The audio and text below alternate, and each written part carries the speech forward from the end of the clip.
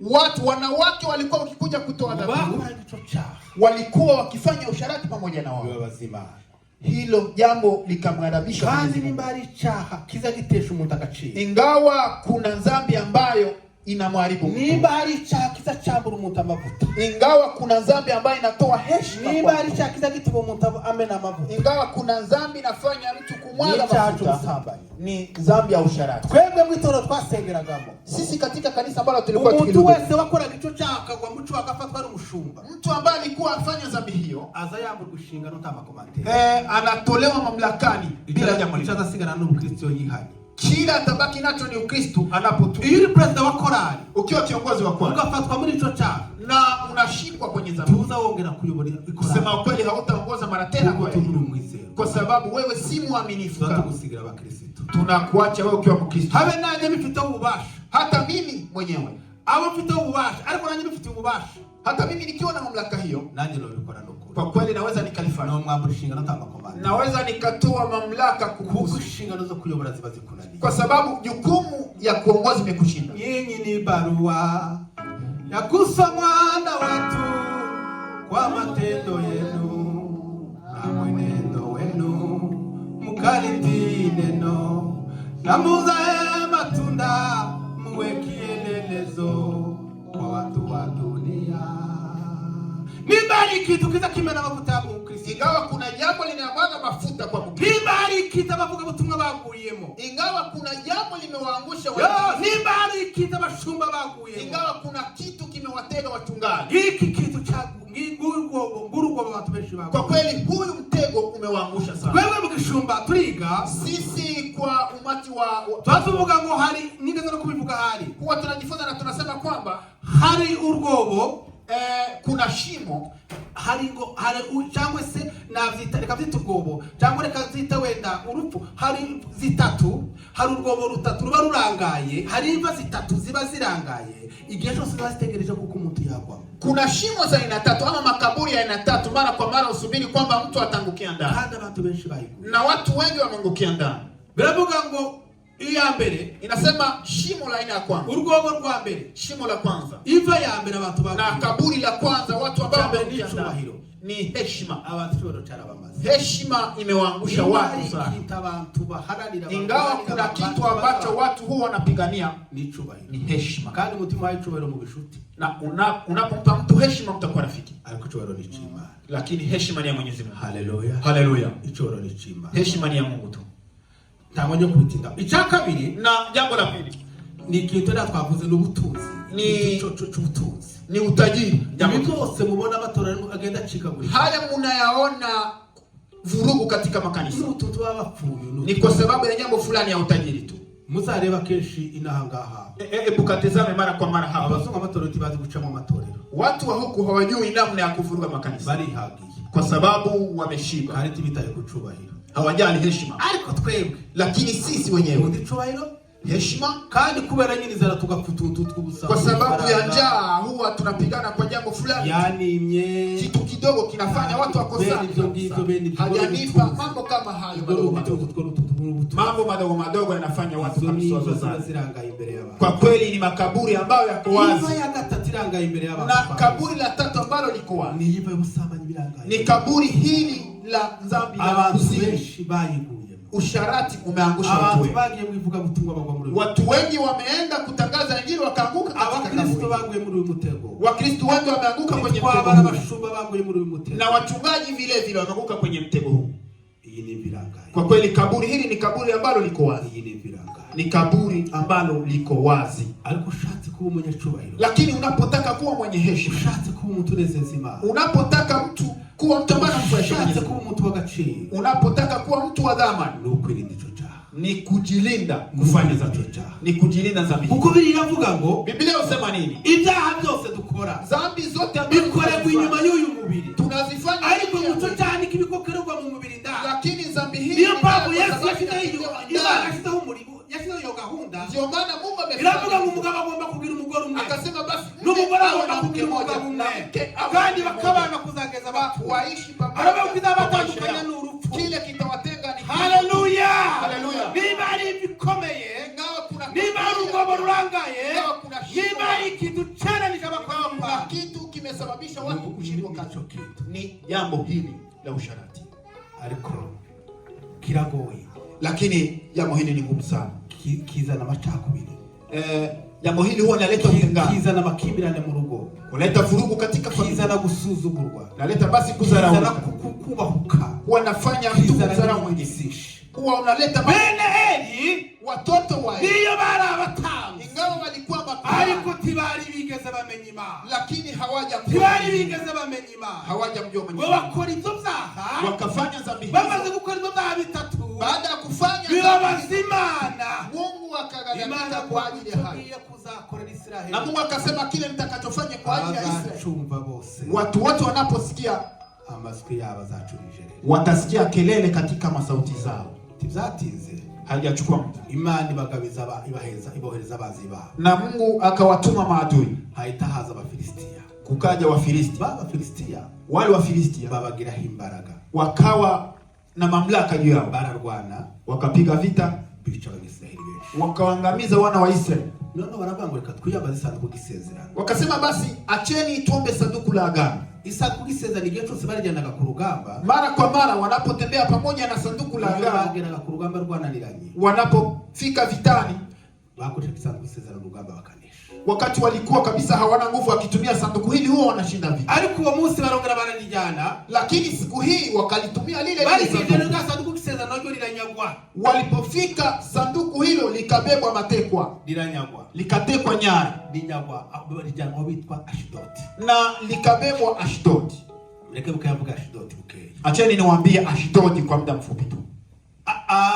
Imana imwira Yoshua, Mungu alipomwambia Yoshua, yaravuye ngo Yoshua we, amemwambia Yoshua, nugera mu gihugu cy'Kanani, unapofika nchi ya Kanaani, uzarimbure ari amami yose barabami barindwi, ukawaangamize wale wafalme sana. Wewe nani mfasha tuzayavugayo Mana. Mungu atusaidia, tutayagusia siku moja. Aramubwira ngo turuka kitu tuzasigaza. Akasema usibakishe hata kitu moja. Ariko Yoshua akora ikosa rikomeye. Lakini Joshua akafanya kosa. Bagaze mu midugudu y'Abanaki, alipofika kwenye vijiji vya Wanaki, asiga imidugudu itatu. Akaviacha vijiji vitatu. Asiga Gaza, akaacha Gaza, asiga Gati, akaacha Gati, asiga na Ashdod. Akaacha na Ashdod. Aravuga ngo iyi midugudu, akasema vijiji hivi tatwari zaturukamo. Hakuna shujaa uzaturuka muri. Hakuna mtu atakayetoka hapa. Na mmoja mwengu uzavuka muri. Hakuna mwenye hekima ambaye atazaliwa. Araisuzugura na ile. Akaidharau na kuia. Ariko mu bicaje kuyipa. Lakini sikilizeni ni kipi kimetokea hapa. Gati ndio haturutse Goliath. Hapo ndipo kumetoka Goliath. Gati ndio haturutse Goliath. Gati kukakuja kutoka Goliath. Amen. Hallelujah. Hallelujah. Hallelujah. Ndio haturutse Goliath. Hapo ndipo kumetoka Goliath. Ariko Imana ishimwe. Lakini Bwana Yesu asifiwe. Hallelujah. Hallelujah. Tunatafute ba David.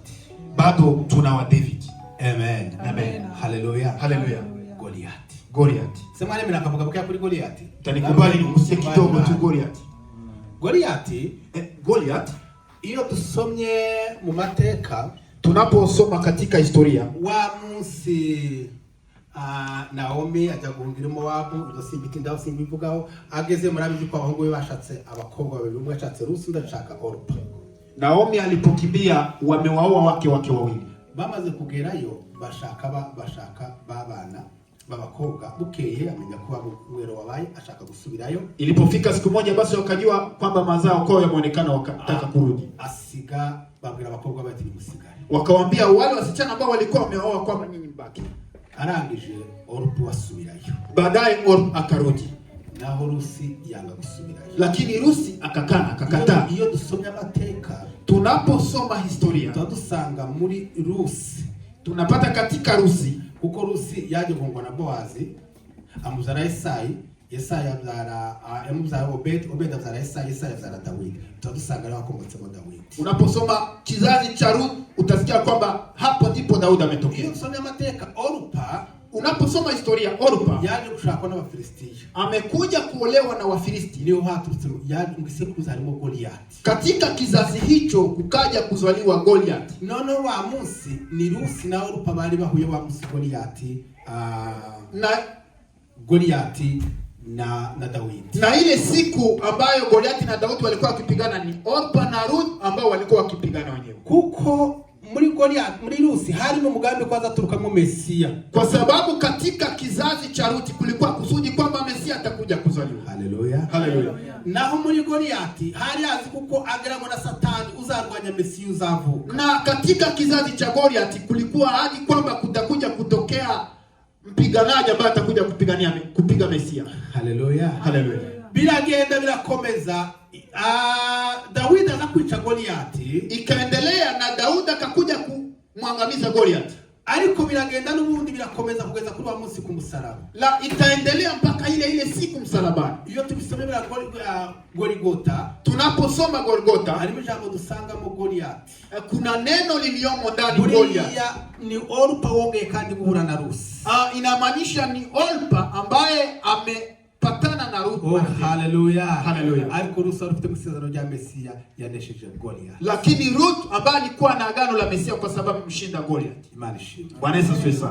Haleluya. Haleluya. Haleluya. Haleluya. Haleluya. Amen. Byasanduku gisezerano twari tuvuze ngo aza gusuzugura ya midugudu 3 yasuzuguye Yosuwa na akakuja kuizarau vile vijiji vitatu.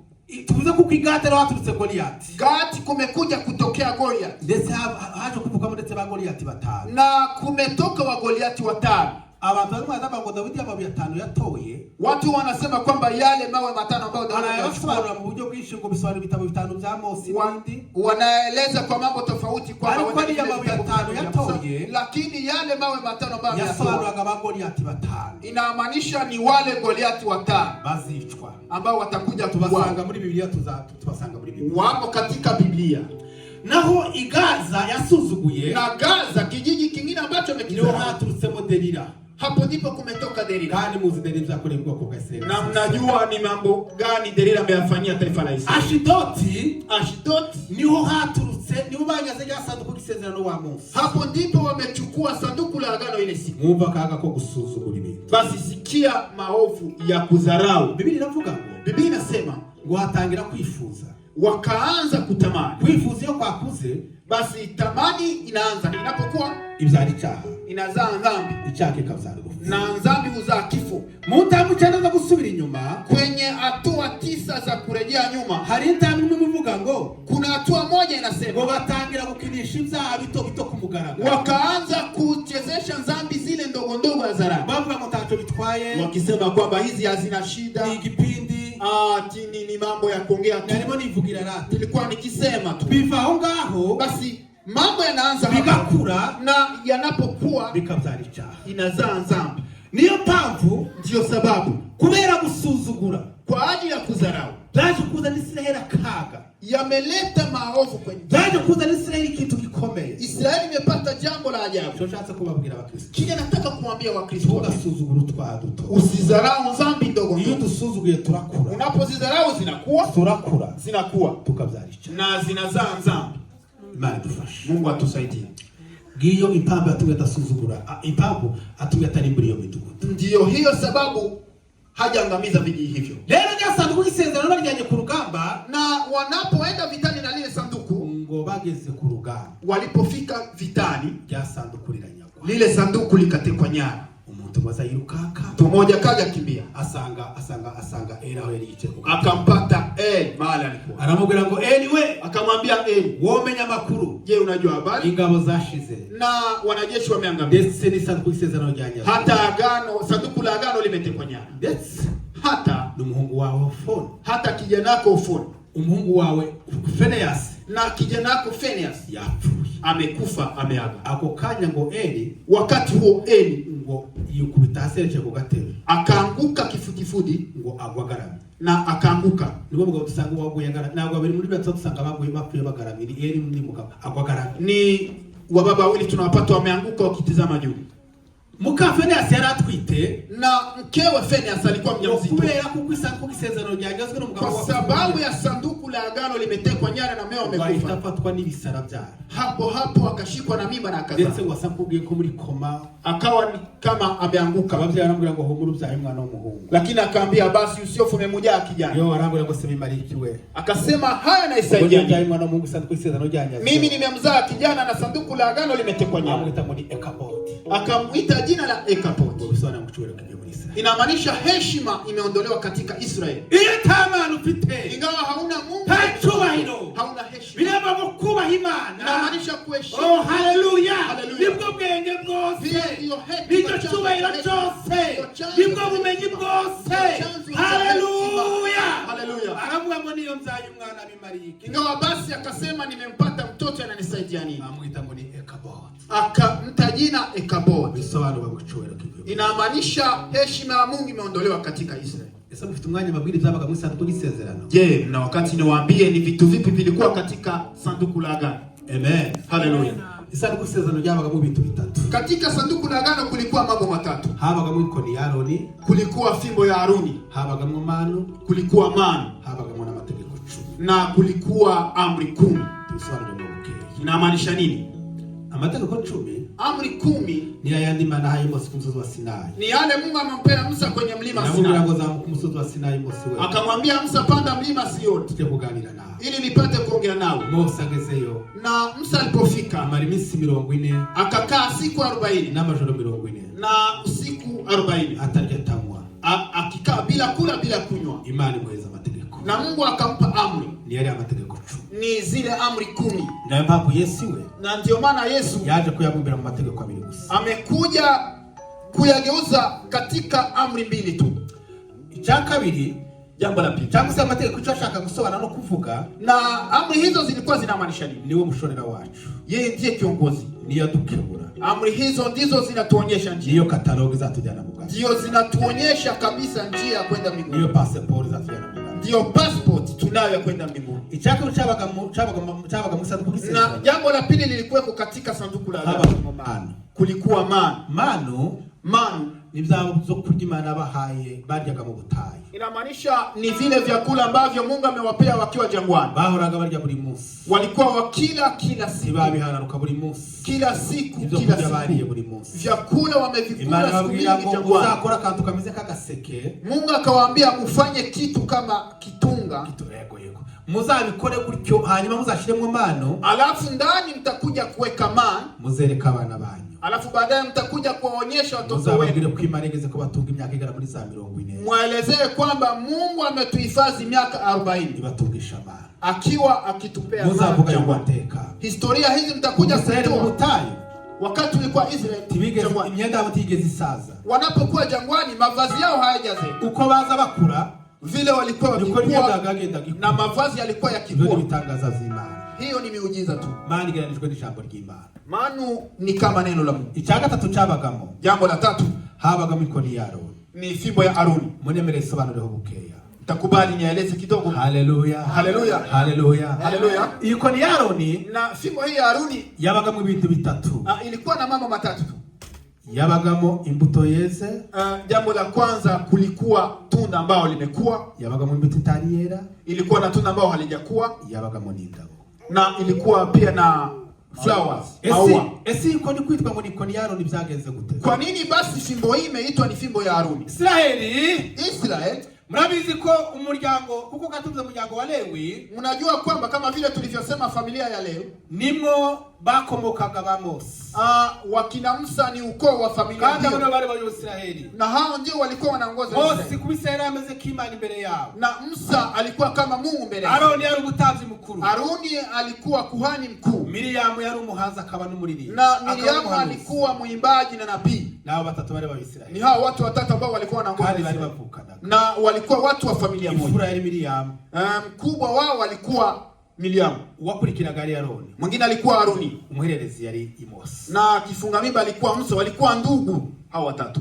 Miriam yarutaga Aroni cyane, yarutaga Mose. Miriam yaruta Mose hafi imyaka 12. Ya Miriam alikuwa mkubwa sana. Kati ya Miriam na Musa kulikuwa kama miaka 12. Aroni na Mose bo ni miaka 4 gusa. Aroni na kati ya Aroni na Musa kulikuwa miaka 4 tu. Na wale wa Israeli. Hao ndio walikuwa wanaongoza Israeli. Bukeye imiryango 11 ya Israeli. Ilipofika siku moja jamii 11 ya Israeli barajurira baravuga ati ibintu tutumvikana, wakaenda mahakama wakasema mambo haya hayawezekani. Ubuyobozi bwa Mose turabwanze. Wakasema uongozi wa Musa tumeukataa. Ubuyobozi bwa bene Lewi turabwanze. Uongozi wa wana wa Lewi tumeukataa. Turashaka yuko mu yindi nzu naho habamo abandi bayobozi. Tunataka kama kuje waongozi katika familia zingine za Israeli. Iyi nzu ndio yuzuyemo abanyabwenge. Kwa nini ni kwa nyumba hii tu, ni kwa familia hii ambao kuna uongozi tu? Bagumukana Mose ubuyobozi bwa Mose. Wakafanya maandamano wakakataa uongozi wa Mose kukavuganaga n'Imana kanwa kukandi. Musa kwa sababu alikuwa anaongea na Mungu. Aragenda abwira Imana. Akaenda akamwambia arabwira ngo Mana we warashutse Israeli yananze. Akamwambia Mungu umenidanganya. Israeli yanze na Miriam yanze na Aroni. Israeli imenikataa na Miriam. Bigenze gutegira inama wa Basi nifanyenye Mungu? Imana amubwira ngo genda uhamagara Abanyisraeli bo. Na Mungu akamwambia enenda waite wana wa Israeli. Haleluya. Bose bahamagare bose ku muryango waite wana wa Israeli. Uhera kuri Reubeni fura. Uanzie kwa Reubeni. Ugeze neza kuri Benjamin umuherezi. Hata kwenye Benjamin kifungamini. Ubabwire ngo bagende bafate ikoni zumye. Akamwambia basi eneni mchukue fimbo ambazo zimekauka. Buri muryango uzani ikoni yabo imwe. Kila mtu, kila familia, kila jamii waje na fimbo yao moja. Bagende bandika izina ryao. Alafu waandike jina kwenye fimbo hiyo. Bandike Rubeni, umuryango wa Rubeni bandike. Waandike Ruben, familia ya Ruben. Umuryango wa Simeon, familia ya Simeon. Umuryango wa Lewi, familia ya Lewi. Umuryango wa Yuda, familia ya Yuda. Uko ari 12 bagende bandika amazina yao. Vile familia zilizo 12 waandike. Zako ni muzifate. Alafu zile fimbo mzichukue, muzishire mu isanduku. Muziweke kwenye sanduku. Namwe mukunkoni yanyu kwa Lewi. Hata nyinyi katika familia ya Lewi muzandike izina ryayo. Muandike jina lenu. Bandikaho mu muryango wa Lewi bandika izina rya Aroni. Na katika familia ya Lewi wakaandika jina la Aroni. Zako ndo kwali 12 wanazifashe. Zile fimbo 12 wakazichukua, bazishira mu sanduku. Wakaziweka pamoja ndani ya sanduku la agano. Mu sanduku. Katika sanduku. Yego.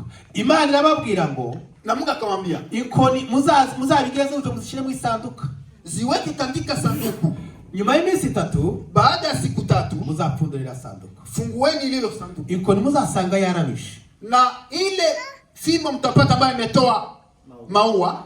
Abo ni bimana zabaratoranije kuyobora abantu. Hao ndio ambao wamechaguliwa na Mungu kuongoza wengine. Mose arababwiye. Musa akamwambia hivyo. Barabyumvise. Wakakubali. Babyemeranije. Wakakubaliana. Kila mtu akaandika jina la familia yao. Zako ni bazishira mu sanduku. Zile fimbo wakaziweka katika sanduku. Umunsi wa mbere, siku ya kwanza, umunsi wa kabiri, siku ya pili, umunsi wa gatatu barahamagaranye. Na siku ya 3 wakaja wote. Wabagiye gupfundu. Wanapofungua, oh haleluya. Haleluya. Basanga kuko ni Aroni. Wakapata fimbo ya Aroni. Basanga yarabishe. Imetoa maua. Haleluya. Haleluya. Basanga yarabishe. Wakapata imetoa maua. Basanze ibintu bitatu narivuze. Wamepata vitu hivi vitatu. Yako ni basanze yarabishe. Yari indabo ilikuwa na maua ile fimbo. Ichaka yari imbuto zeze. Na jambo lingine ilikuwa na matunda. Ichaka tatu yari imbuto zitarize. Na ilikuwa na matunda ambayo haijaiva. Ubwari ubuhanuzi bukomeye. Hii inamaanisha unabii. Isanduku isezerano ryavugaga Yesu. Sanduku la agano lilikuwa oh haleluya. Yesu na Yesu Kristo. Sanduku la agano lilikuwa likisema Yesu Kristo. Amen. Haleluya. Mose kubaratoranijwe. Musa ingawa amechaguliwa. Ikakwa kundi Imana yatoranije. Ni kama vile Mungu Yesu karuza chungura ubwoko bwayo. Ni kama vile Mungu amechagua Yesu kuko bazi ubuyobozi bwa Aroni na Mose. Kwa sababu wamekataa uongozi. Zasuraga yuko Yesu azaza bakamwanga. Walikuwa wanaamanisha Yesu kujambo yaje mube. Na neno usema yaje mube. Watu wake. Tibabasha kumwemera. Lakini hawajamkubali. Ariko twebwe bamwemera bagira bayiko tukamwemera. Twahawe ububasha. Twahawe imbaraga. Twahawe ubushobozi no kwitwa abana b'Imana. Wana wa Mungu. Oh haleluya. Yaje mu Banyisraeli. Amekuja katika Israeli bamwemera. Hawajamkubali. Tibigeze bamuha agaciro. Hawajamkubali bemera Yesu. Hawajamkubali Yesu. Oh haleluya. Haleluya. Ni kuko batigeze bemera Musa. Ni kama vile hawajamkubali Musa. Amen. Amen. Nao zili yako ni yumye, lakini fimbo hizo ambazo zilikuwa zimekauka. Yagerangwa ni msalaba wa Yesu. Inamaanisha ni msalaba wa Yesu. Wa munsi ku msalaba Yesu. Siku ile msalabani umubiri we warumye. Yesu msalabani mwili wake umekaushwa. Mwili wake ulikuwa umekauka. Umetoa damu. Wari umubiri utari wo kwifuzwa. Ulikuwa mwili ambao mtu aweza kautamani. Ya minsi 3 zile siku 3 zakoni zamaze muri ya sakwise ambao zile fimbo zimekaa katika sanduku zasoraga minsi 3 Yesu azamara mu. Inamaanisha siku 3 ambazo Yesu atakaa kaburini. Haleluya. Haleluya. Ya mbuto yari yeze na tunda lile ambalo lilikuwa limeivya yasuraga Yesu Kristo. Ilikuwa inamaanisha Yesu Kristo. Yesu arangije imirimo y'Imana ku isi. Yesu anapotamatisha yazamutse imbere ya se. Amepanda mbele ya azamuka ari imbuto yeze. Akapanda kama tunda. Dore ko na wa Musa amaze kugera imbere ya se. Na ile siku amagambo arindwi yabwiye se. Kuna maneno sana. Ariko reka avuge muri rimwe. Itasema moja. Yaramubwiye ngo data we. Amesema baba. Oh haleluya. Misho wari watumye. Misho wari watumye. Ndagishoje. Ndayirangije. Oh haleluya. Umwana w'umuntu ndangije kumucungura. Ndashoje imirimo wari watumye. Imana murekera unaje kwitura ibyo. Namura mwagaranje kubwire. Namura mu byo kwituye. Icyambere. Uwaizraeli suma ni mazina yose. Uwaizraeli suma ni mazina yose. Haleluya. Haleluya. Kana mabios. Na magoti yote azagupfukamira. Arivyo mu ijuru. Mbinguni, arivyo mu isi. Hapa ulimwengu. Arivyo kuzimu. Ukuzimu bizagupfukamira. Vitu vyote vitapiga magoti juu ya tariti sina. Hakuna jina agakiza kazabonerwamo atari izina ryawe. Bwana asifiwe. Oh haleluya. Yesu ageze imbere ya se. Yesu alipofika mbele ya Baba ameonekana kama tunda lililo. Oh haleluya. Yabonetse ari imbuto Yesu. Ameonekana kama tunda lililo. Ameonekana kama. Icyakabiri yabwiye se. Na jambo lingine yabwiye ngo na tatu risanganywe. Akamwambia basi nirudishie ile heshima. Haleluya. Tatu wero tatu risanganywe. Nirudishie ile heshima. Wongere kandi ukingarurire. Nipe ile heshima. Na Mungu akamwambia. Imana yongera kimugarurira. Mungu akamwambia. Imana namubwira ngo. Oh haleluya. Amakomatera azavuga. Huwa anasema Imana asese gatatu. Mungu amecheka mara tatu. Icyanga gatatu tiraseka kumusitorero zabarigeze. Na wakati mwingine Mungu atacheka. Ariko wavuze Yesu arangije imirimo yiwe. Lakini Yesu arangije gucungura umwana w'umuntu. Yesu alipo. Amubwiye ngo ndamucunguye. Akasema ise watumye ndayishoje neza. Imana amubwiye ngo watuma yatuma kawe. Mungu amesema oh haleluya. Watuma yatuma kawe. Basi wakutuma. Imana amubwira ngo haleluya. Haleluya. Oh haleluya. Haleluya. Haleluya. Uwo musimani naseka. Na siku hiyo Mungu akacheka. Haleluya. Amen. Haleluya. Amen. Amakomatera azavuga basi watu wanasema ngo yazukanye amaraso kugikumwe. Amefufuka na damu kwenye mkono, kwenye kidole imbere y'itebe ya se. Na akayaweka mbele ya kiti cha babaye. Aramubwira ngo ncunguye umwana w'umuntu. Akabesa basi nimemkomboa mwanadamu. Amaraso y'itamba. Na damu ya kondoo. Amaraso y'ibitungwa. Damu ya mnyama. Amaraso y'inuma. Damu ya njiwa. Ararangiye. Yameisha. Arashizeho. Yameisha kabisa. Akuweho. Ameondolewa. Akuweho. Yameondolewa. Amaraso y'inuma. Akasema kwamba damu ya amaraso y'inuma. Damu ya njiwa. Ararangiye. Yameisha kabisa. Avuyeho. Yameondolewa. Ibitambo birashize. Na zabihu zimetimia. Umurimo w'abatamzi urarangiye. Kazi ya makuhani. Umurimo w'abatamzi urarangiye. Kazi ya makuhani. Kwa tubonye umutamzi utabandi batamzi. Kwa sababu tumempata abatamzi. Bahuraga ari benshi. Makuhani walikuwa barasimburanwaga. Walikuwa walikuwa ariko twabonye umutamzi. Lakini tumepata umutamzi. Tumempata ambayo kandi abatamzi bose ntabwo Imana igeze bashira indahiro. Mungu hajaweka ariko kuri Yesu Imana avuga ngo nukuri nakubyaye ubaye umwana wanjye. Oh haleluya. Yabambwe yarangije zo kuducungura. Amesurubiwa akiwa amemaliza jambo la Yesu warakoze. Yesu amefanya jambo la maana. Haleluya. Asante sana. Iyo ni butari Yesu. Na ni tunda ambalo lilikuwa limeiva. Kabiri cyari kuri iyo koni. Na jambo lingine basanze ari butari yera. Wamepata kukiwepo tunda ambalo halijaiva. Ni torero rya Kristo. Inamaanisha ni kanisa la Kristo. Tulana tutari twera. Tupo hapa hatujaivya. Ariko musimwe ni twera. Lakini siku moja tunapoivya Yesu azaza kuzandi torero. Mungu atakuja kulichukua kanisa. Siku moja mturirimbira. Usiku moja mavuno turi umurima w'Imana. Sisi ni shamba la Mungu. Turi umurima w'Imana. Sisi ni shamba la Mwenyezi Mungu. Umunsi umwe ni twere imbuto. Na siku moja tutakapoivya Yesu azagaruka. Yesu atarudi. Yesu azaza kujyana be abakure muri isi. Azadukiza urupfu tujye kubana nawe. Hosiana, Hosiana, wino mwana wa Dawidi. Sema izo mvuga ko Yesu yagaruka. Je, mnasikia kwamba Yesu anaweza karudi? Muri amarembo 11 Nehemia yasanye, kwa yale malango ambayo Nehemia ameyajenga 11, hari irembo rimwe ryo gutegereza Yesu. Kuna lango moja la kumsubiri Yesu. Muri amakamba 5 tuzambara, kwa zile taji 5 ambazo tutavikwa, hari kamba rimwe tuzambara ry'abantu bara bategereje Yesu. Kuna taji moja tutavikwa kwa watu ambao wanamsubiri Mungu. Yesu azagaruka. Yesu atarudi. Yesu azagaruka. Yesu atarudi. Yesu azagaruka. Yesu atarudi. Amen. Amen. Ichaga tatu cyari muri iyo kuni. Jambo la tatu lilikuwa katika sanduku hilo. Hari indabo zarize ndabo. Kwenye ile fimbo kulikuwa maua, kandi kuyahumuraga neza. Na maua yalikuwa yakitoa harufu nzuri. Ayo na masengesho yabera. Inamaanisha ni maombi ya watakatifu. Iyo dusengera mu kuri no mu mwuka, tunapoomba katika roho na ukweli, duhumurira Imana neza. Sisi tunaonekana kama tunatoa harufu nzuri kwa Mwenyezi Mungu. Imana ikaduhumurira neza. Na Mungu tunatoa harufu kwake vizuri. Ahumura neza kurushura byose, ni mwiza n'uw'igikundi yocishicyane. Ahumura neza kurushura byose, ahurikise mufite kwanagirije. Uwanimika umwami w'ishanga rinirite, ndimbata ija byose sinabikunda, ahubwo niragije Yesu mukuzi wanjye, sijita kubiri mwisi Yesu aranyuza. Uwanimika umwami w'ishanga rinirite, ndimbata ija byose sinabikunda, ahubwo niragije Yesu mukuzi wanjye, sijita kubiri mwisi Yesu aranyuza. Bwana sifiwe. Haleluya. Haleluya Bwana Yesu. Tuzajya mu ijuru. Tuzajya mu ijuru. Bwana Yesu, tuzajya mu ijuru. Tuzajya mu ijuru. Tutaenda mbinguni.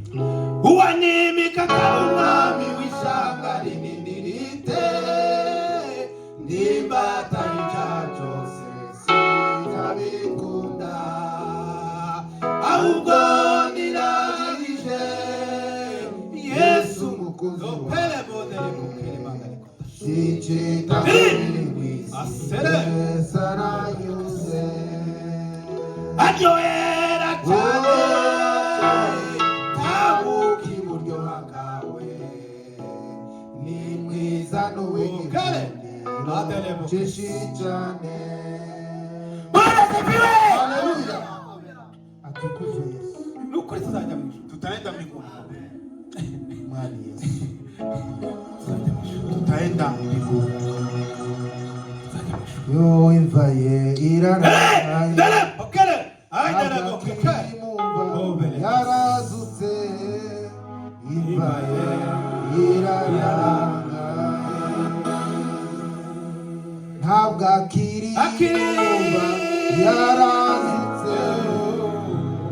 Imva ye iraranga. Bwana Yesu atukuzwe. Washa wali kutasaza katavuka kuri yo mtu tirangaye we izabandi n'ubuzikiri kitara no havuga reka twasimbuke we imba ya Yesu wa munsi babagabo biruka Yesu bagiye kureba mu Yesu basanga habwa kiri yarazutse imba ye irangaye byararangiye uzogucungura byararangiye. Mwami Yesu akiranuka Yesu. Bwana sifiwe. Haleluya. Haleluya. Amen. Amen. Gigi sanduku isezerano byabagamo, na vivyo ndivyo vilikuwa katika sanduku la agano. Baba baralinyaze naryo, na likawa limetekwa nyara, libarigiye Ashidoti, likaenda Ashidoti. ligezeyo Ilipofika huko, abantu wa Ashidoti barishima. Watu wa Ashidoti wakafurahi. Baravuga ngo Imana ya Israeli twayizanye. Wakasema Mungu wa Israeli tumemwona. Baravuga ngo mureke tuiraze hamwe na Dagoni. Wakasema acheni tumweke pamoja na miungu. Ashidoti ni wali afisa gitara eshanu. Yes.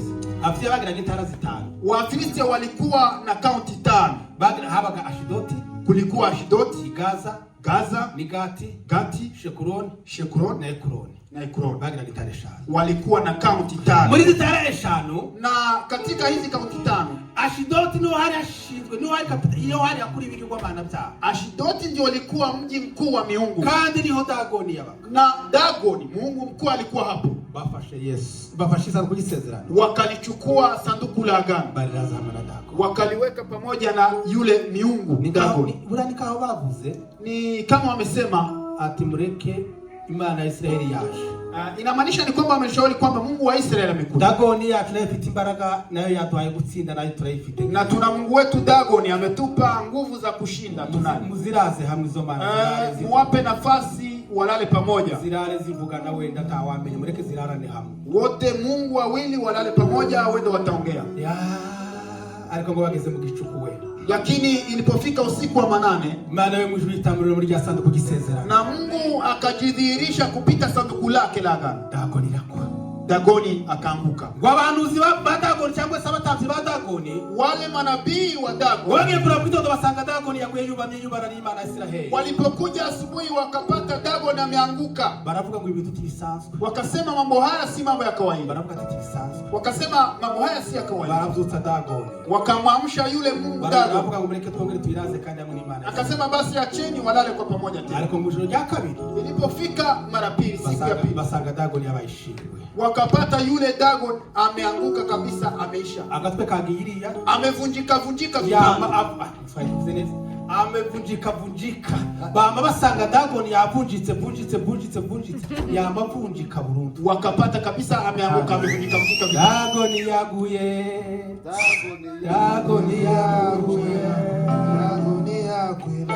Izindi mana zose ikinyoma cyuzuye gusa. Izindi mana zose ikinyoma cyuzuye.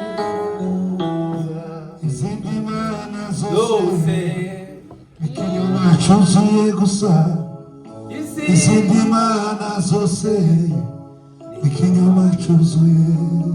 Dufite Imana nyamana. Tuna Mungu kabisa. Dufite Imana original. Tuna Mungu origin. Basanga Dagoni yaguye. Wakapata Dagoni ameanguka. Imana ibatejeje n'ibishute kugira ngo twita tuza gusoza. Na Mungu akawapa ugonjwa. Ndetse yamagana n'imbeba ngo ziraza zibarira imyaka. Na akawaita imbeba, panya kutoka zibarira imyaka. Nije zikaja zikangamiza mazao yao.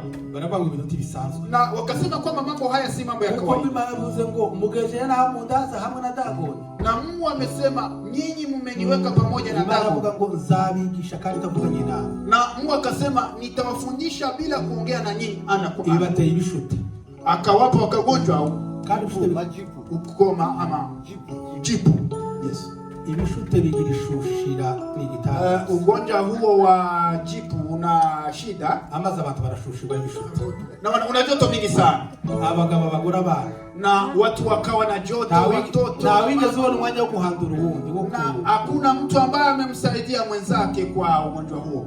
Amaze gitangaza kirabo. Na ikawa shida katika ngo nzabemeza. Mungu akawaambia nyinyi nitawafundisha. Yamagana nibeba zituruka impande zose amaze zibarira imyaka. Na akazida panya zikaja upande huku na huku na zikala mazao. Ashidoti iyi muri sanduku y'isezerano. Ashidoti ikalihamisha lile sanduku la agano. Ilijani Gati. Ikaliweka Gati. Niko byagenze. Hivyo ndivyo ilikuwa. Ilijani Gaza. Akaweka wakaenda nayo Niko byagenze. Hivyo. Ilijana Shekuroni. Wakaenda Shekuroni. Niko byagenze. Hivyo. Ilijana Ekroni. Wakaenda Ekroni. Niko byagenze. Hivyo ilikuwa. Baravuga ati iyi ni Imana twakoze ku Mana idakorwa. Wakasema huyu ni Mungu, tumemgusa Mungu ambaye hagusi. Aravuga ngo mureke dukore ubufindo, buravuze kurangiza twihute. Wakasema acheni tufanye. Baravuga ngo dufatika zitari zakamwa. Tuchukue ng'ombe 5 ambazo zinakamwa. Hanyuma tuzihamire sanduku y'isezerano. Alafu tufungie juu sanduku hili. Bahambiriyo zahabu. Na tuweke hata zahabu. Iti wanazihaye Israeli ya rohore. tukiona zinaenda njia fulani, tuzamenya kuko ari ibyago byadushikiriye gusa. Tunajua kwamba ni majaribu tu. Gusa kwisanga amaze gusameza ari. Ariko nitubona zihaye inzira ikomeza ije Yerusalemu. Lakini tukiona ngombe hizi zinaelekea njia ya Yerusalemu, tuzamenya ko twakoze kubidakora. Na tutajua kwamba tumegusa kitu ambacho hakigusi. Ngoba kibikora zerekeza Yerusalemu. Wanapofanya hivyo ngombe zikaelekea Yerusalemu. Baragenda bashita ku mugabo witwa Abinadabu. Wakaenda wakazifikisha kwa Abinadabu. Abinadabu babeleza kugisezerano. Abinadabu akakaa na sanduku. Nacho jamumariye. Halijamsaidia kwa nikitangaza. Abinadabu reka tumusibu. Katajigeze ari mu mari. Abinadabu halijamsaidia. Kandi ari cumbitse mu minsi myinshi. Na yeye amekaa nalo kwa muda. Ahubwo muzizabaye abasore 70 b'Abanyisiraheli na vijana 70 wa Israeli baravuga atari kwisanga kukisezerano bavye bahora batubwira. Wakasema sanduku hili la Israeli ambalo wababa hao wanatuambia niki kibamo nini iliyoko kandi Imana yabwiye Mose ngo tubandebesha amaso mubiri ngube.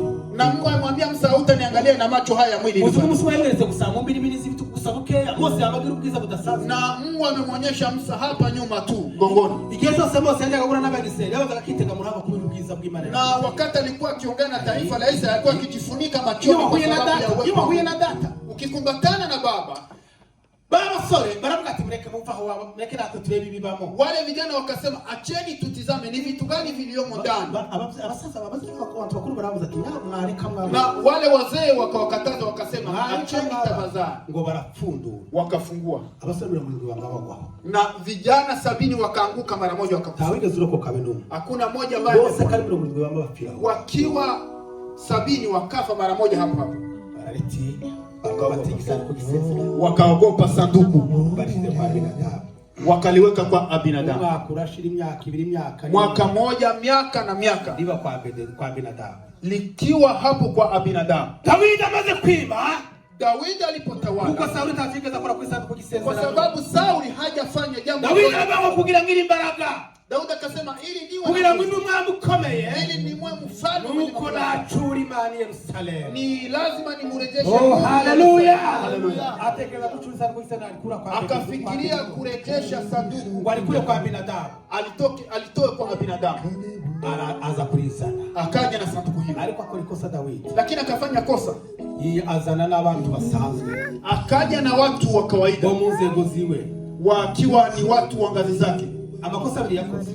Amefanya makosa mawili. Chambere nawe yazanye gari mwapi na sanduku gisezerano. Jambo la kwanza amekuja na gari ili aweke juu. Kandi Imana yabwiye ko wabazikorera isanduku gisezerano. Na amesema wale ambao watachukua sanduku na abatamsi ni makuhani aliwalewa. Na ujio watu wa jamii la leo. Umuyobozi wa gahunda yabikozeho. Kiongozi wa bado amekusia. Yaani tafasiri bagira ibintu bikomeye. Amesema kwamba mapastors wanakuwa na mambo ya ajabu sana. Izandi abantu baza barwanira hano ariko muziki yakiba hano. Mimi huwa naona watu wakipigania hapo. Wanatolia kwa hapo.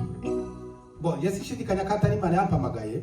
Mimi sina mashaka kwamba Mungu ameniita. Kuri none uko namaze kubigazura cyane. Lakini kwa sasa vile nimepanua neno hili. Babibwiye notekerezaho bongera ko gatekerezaho incuro zigera mu 10. Wanaponiambia mara moja naweza fikiria kuhusu neno hilo mara 10. Imana izatubaza urugo rwacu ko twaruyoboye. Kwa sababu Mungu atatuuliza vipi tumeongoza familia yetu. Abagabo Imana izabaza ko bayoboye wa baba waume, Mungu atawauliza, je, mmeongozaje familia? Wewe chef urugo ni wewe present urugo. Wewe ndiye kiongozi wa familia, wewe ndiye utapresent familia yako. Nikamwona akanya iyo umugore abayingazwa akaganza umugabo.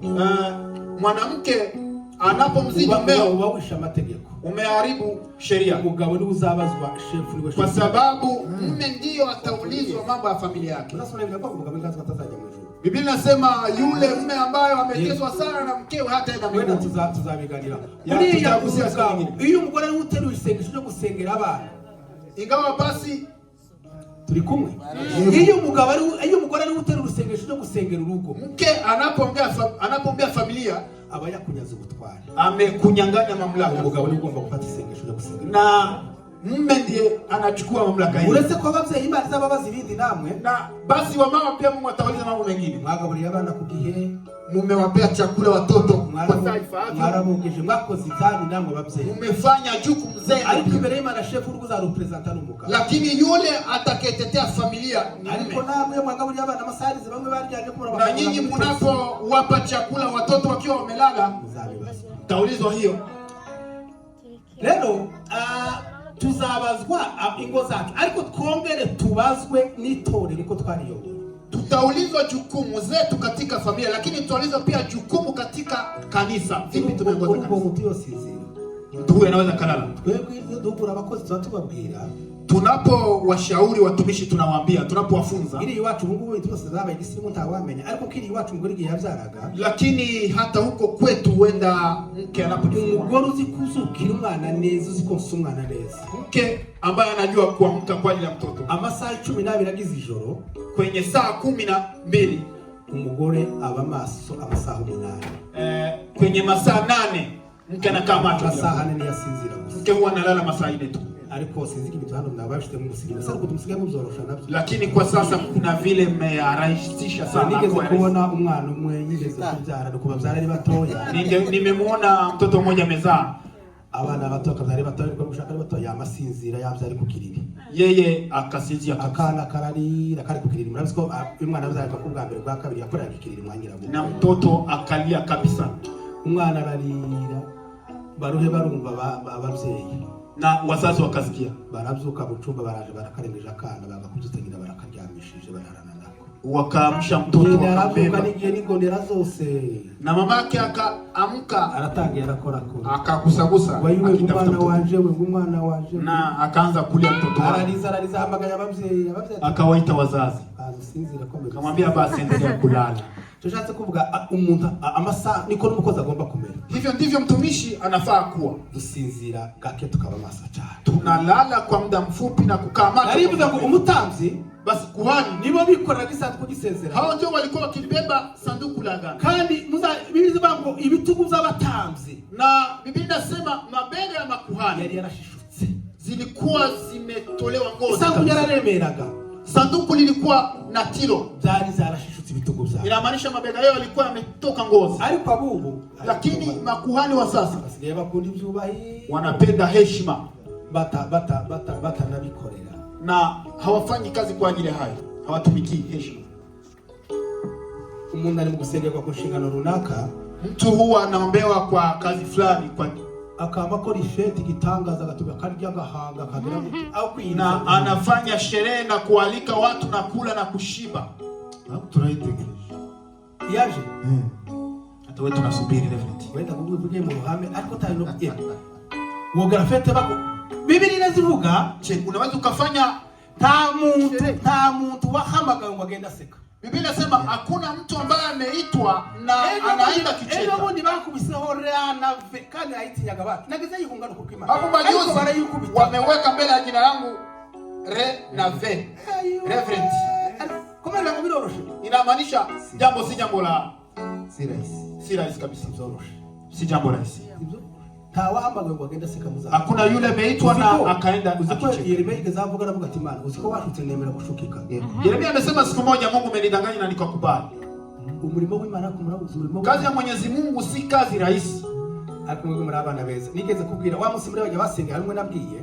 Na kati ya wale ambao wameombewa nimemwambia moja. Ngo mwe uje mu gikundi cyo gutukwa no kuvugwa neza byose. Nikamwambia njoo ujiunge kwenye kikundi la kutusiwa na kusengenywa na kuambiwa mambo machafu. Uko sio mwirengeje higati muza mutuvuga. Kwa sababu mnapofika huko nafikiria mnaongea mnatusengenya najua. Ariko sindagomba mu muri abana. Lakini si masengenyo, nyinyi ni watu wazuri. Imbere y'Imana yagize umugisha njyewe sinza ntabantu nagize uwo mugisha. Nimebarikiwa kusema ukweli. Tamutura. Hakuna mtu ambaye Imana niyo mugabo. Ariko kandi Mungu ndishamurengeja hirya. Lakini kuna wale mkifika huko wenda wanasema mambo mengi. Ntabwo byorosha uyu murimo. Kazi hii si kazi rahisi. Ariko muyobozi wanjye ndikubitegura nzabikora. Lakini kiongozi nafikiria kuhusu haya. Hari na bamwe nabibwiye bazabifasha. Wenda nitakuja kulitekeleza jambo hili. Ariko uyu muri muragoye. Lakini jambo hili si jambo rahisi. Amen. Yes. Ariko kandi n'umugisha. Mbaka batano tuzambara. Lakini ni baraka. Nimesema kwamba taji tano ambazo tutavikwa. Tuzambara ikamba ry'ubushumba. Tutavikwa taji la uchungaji. Bayoboye itamane. Wachungaji ambao wameongoza kundi vizuri. Bazambarira ikamba. Watawekwa taji, watavikwa taji. Tuzaba turi kumwe muzabona ryambaye. Tutakuwa pamoja mtaniona mbinguni. Yes. Rero Dawidi aje gucura isanduku y'isezerano. Dawidi alipokuja kurejesha sanduku la agano, akora ikosa n'abashitsa ku isanduku y'igari kandi n'abatanzi bagombaga kugikorera. Akafanya kosa, akawekwa sanduku kwenye basi.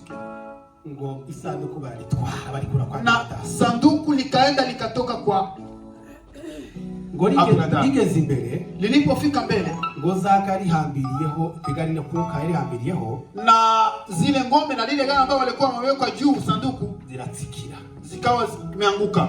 Ngo uzi ariko uzi ni gitanga. Uzi gabwa kizibaba zida. Uzi akawa ni kama ngo ashaka kuramira rya sanduku gisezera. Amekuwa na moyo mzuri wa kusaidia lile sanduku la ngano. Imana yame ako kanya iramukurumbanya, na hapo Mungu akamua.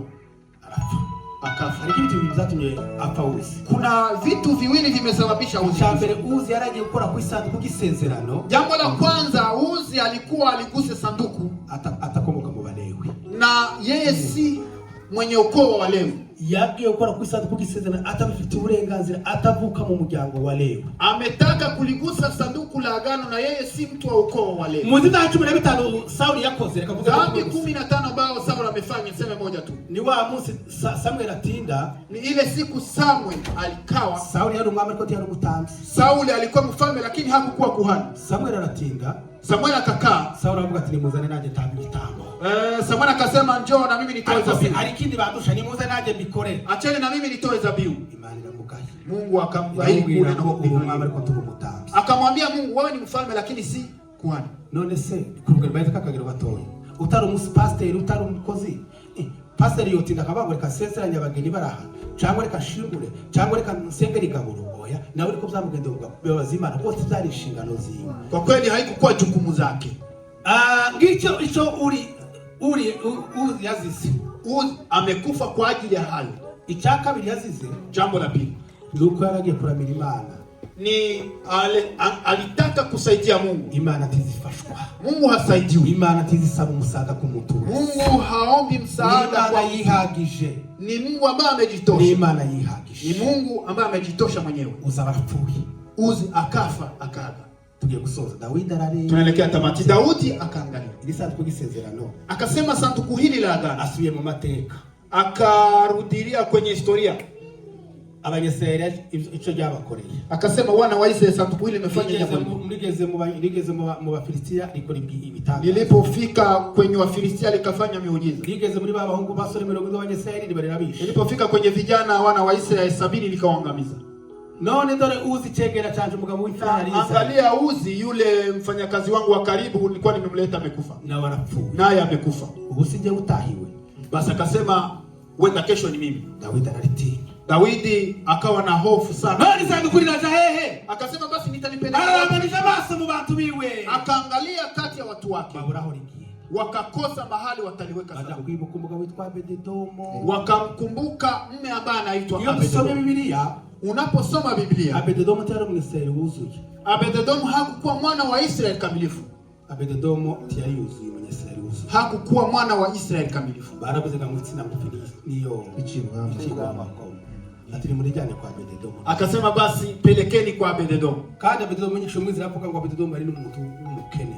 Abededomo alikuwa hata mtu maskini. Mu rugo rwe yari abantu 62. Na katika familia yake kulikuwa watu 62. Iyo ni principe yose sitaza aho yaturutse. Basi hizo ni sheria sijui zimetoka wapi. Umukene abyara abana benshi. Ni kanuni hiyo sijui imetoka wapi. Umukire akabyara abana bake. Maskini anawazaa watoto wengi lakini hiyo ni kanuni. Uriya muga Abededomo umukene mu rugo rwe habagamo abantu 62. Alikuwa maskini, katika familia kulikuwa watu 62. Igitangaza. Abo bose yagombaga kubare. Ati mujyane kwa Abededomo. Ni ajabu akasema basi pelekeni sanduku hili katika familia ya Abededomo. Aranatuboye n'ubundi bene ko. Ni kama vile unasema kwamba Abededomo hata kifa haijali. Na apfa yagira gute nuko tuzatubimenya. Basi tutajua yatakayotokea baadaye. Muri jane hiyo. Pelekeni sanduku hili kwa kina Abededomo. Wakampelekea Mungu. Wakawa wampelekea Mungu. Ngwari gihinguka ku marembo amakomantera azavuga inapokuja hapo malangoni. Abededomo nikaho yavuze nikaho yakoze ikintu cy'amatengeneza. Aravuga ati Imana namenye ibanga ryayo. Imana namenye amakuru, namenye sekret. Akasema nimejua siri ya Mungu huu. Tiziba mu mutima wuzuye ibyaha.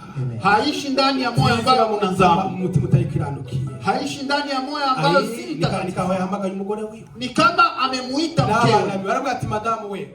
Akasema basi mke wangu. Niyo wa musi pastor atatubonye cyangwa umuri we wese. Ingawaje pastor hajatuona. Ariko titulishasha hariya. Lakini kweli bana mwe titulishasha wa musi hapo. Titulishasha hariya. Sisi si wa Kristo. Kwamaze gukora ico kitu. Anapofanya kuri raza. Kuri agenda riza. Nawe karagenda kora amatengenezo. Karagenda kora amatengenezo muri we. Karagenda yihana muri we. Nayo riri muri satira. Anaendelea ngo barginjiye mu wiwe. Na likawa limeingia. Oh hallelujah. Hallelujah. Haleluya. Ngori barginjiye muri. Ikawa limeingia sanduku. Ngori maze kuhagera. Ninapofika hapo. Yo, haleluya. Amen. Abededema aravuga ngo iyi ni Imana. Iyi ni Imana ije mu rugo. Obededema akasema kwamba huyu ni Mungu ambaye amekuja katika familia mu rugo rwawe. Huyu ni Mungu ambaye amekuja katika familia. Nampenda Obededoma. Muzi kwa Obededomo? Je, mnajua kwamba Obededomo ngo yafashe rya sanduku gisezerano, amelichukua lile sanduku ngo araza ku gitanda ciwe, akaliweka likalala kwenye kitanda chake. Kandi gitandukanye umugabo n'umugore nta n'urupfu, ariko tugira uruta abadamu bacu. Lakini kuna mtu ambaye ni muhimu, tugira uruta abagabo bacu. Kuna mtu ni muhimu zaidi uruta abana bacu. Kuna mtu muhimu zaidi ya watoto wetu. Ni Yesu. Yo ni Yesu. Haleluya. Hano turimbo twisi tumwinageze nzaro babaririmba. Kuna nyimbo ambazo huwa nasikia wakiimba. Kwa musanga umusore ngo aririmbe nimba ngo arakobwa bene ibyo. Ni nyimbo za dunia hao wanasema kijana na muimbia mchana. Ngo ntawo musimbo. Anasema kwamba hakuna yule anaweza akachukua nafasi yako. Alikuwa wasuri zote ngo ntawo musimbo. Lakini vijana kwa inao kama ngo ntawo musimbo. Na msichana nakubali kwamba kuna mtu anaweza akachukua. Baza baririmba iyo ngiyo nazo ngo naraenda sinzire nagize gutabakabesha ko umukobwa inao kama ngo arada sinzire nuko ntumva zavuka nigonera zagezanga. Kuna zingine nyimbo wanaimba vijana wanasema kwamba nimelala bila kusinzia. Asinzira kaongera kasinzira. Lakini huo ni uongo. Alikuwa vijana analala ngo bamuririmbe. Ayiwe. Ariko tugira haleluya, utadusibura bose ni Kristo. Lakini kuna haleluya, ni Kristo. Arabaruta bose, yeye ni mkuu. Arabaruta bose, yeye ni mkuu kuliko. Arabaruta bose, yeye anawazidi watu. Arabaruta bose, anawazidi wote. Arabaruta bose, anawazidi wote. Oh haleluya, haleluya.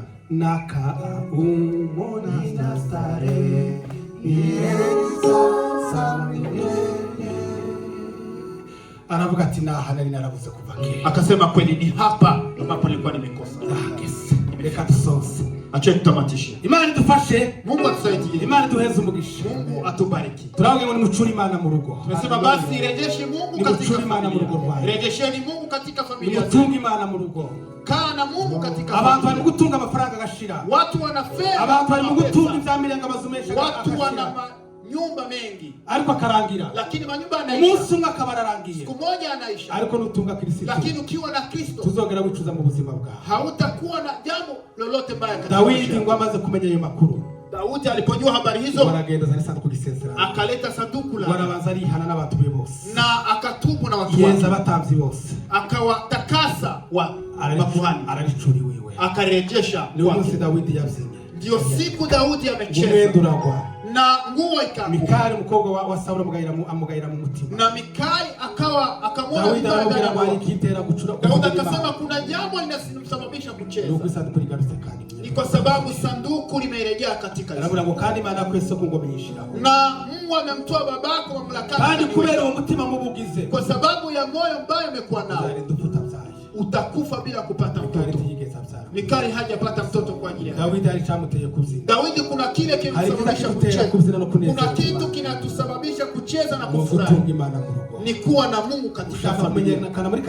Ukitaka kujulikana, ushaka kumenyekana muri komini urimo, ukitaka kujulikana, ushaka kuba agaciro mu gihugu, ukitaka kuwa mtu wa dhamani katika ukenewe mwisi, ukiwa mtu wa maana katika ugutunga Imana mu rugo, ni kukaa na Mungu, ni ugutunga Imana mu rugo, ni kukuwa na Mungu katika Imana mu rugo rwawe. Mungu yupo ndani ya familia yako. Acheni tuwe na tubwire Imana ngo Mana, tuwe na ombi hilo, tuambie Mungu, tubwire Imana ngo turashaka Mungu, tumwambie Mungu tunataka basi uje katika familia zetu. Simameni tuombe Mungu. Simameni tuombe.